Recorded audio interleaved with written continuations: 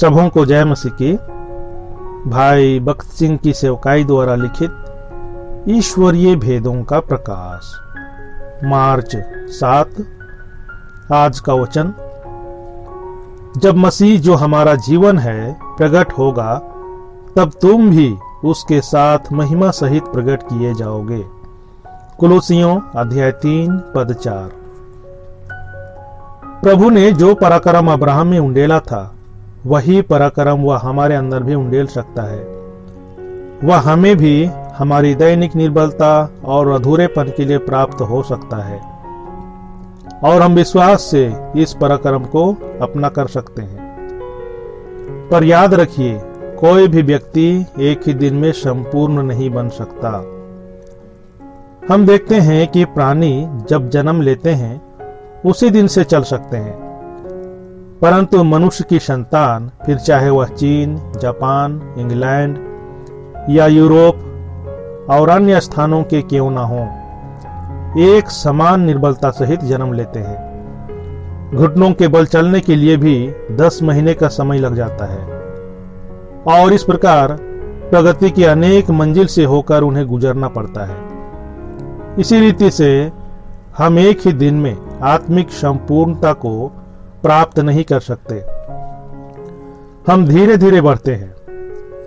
हम सबों को कष्ट, मुश्किलों और परीक्षाओं का सामना करना पड़ता है, परंतु कुलुसियों अध्याय 3 पद 4 के अनुसार मसीह जो हमारा जीवन है, उसका प्रतिदिन दावा करने का अधिकार हमें मिला है।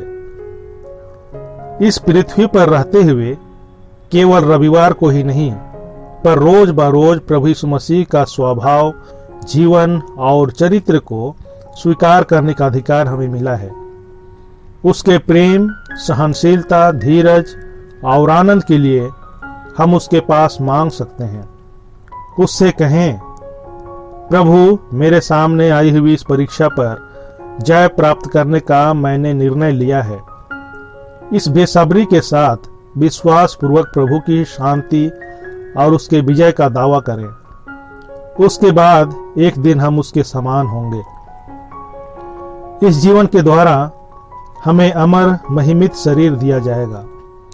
1 यूहन्ना अध्याय 3 पद 2। आपको यदि उसके समान दिखना हो तो प्रभु यीशु के जीवन को अपनाते जाइए। आपकी निर्बलता या अधूरापन चाहे कुछ भी क्यों ना हो, एक दिन आप आत्मिक रीति से मजबूत बनेंगे। जैसे जैसे विश्वास से प्रभु के जीवन को अपनाएंगे, वैसे वैसे धीमी प्रक्रिया से यह होगा। बाद में आप शत्रु से ठगाएंगे नहीं। हम कई बार गिर भी जाएं, तो भी हमें क्षमा करने के लिए प्रभु तैयार है। हम अपने पड़ोसियों को 490 बार क्षमा करें, ऐसी प्रभु हमसे आशा रखता है। मत्ती अध्याय 18 पद 22। मनुष्य होने के नाते मैं 490 बार मेरे पड़ोसी को माफ कर सकूं, तो प्रभु परमेश्वर हमें कितना अधिक बार माफ करेगा। हम कई गलती करें, तो भी यदि हम प्रभु के जीवन का बारंबार दावा करें, तो हम विजयी बनेंगे। हम उससे कहें, प्रभु, मैं चाहता हूं कि आपका जीवन मुझ में उंडेला जाए। उसके द्वारा एक दिन मैं आपके जैसा होऊंगा। मेरी विफलताओं और अधूरेपन को जीतने के लिए आपका जीवन विशेष रीति से मुझे दीजिए। प्रभु आपके साथ रहे और आपको आशीष दे।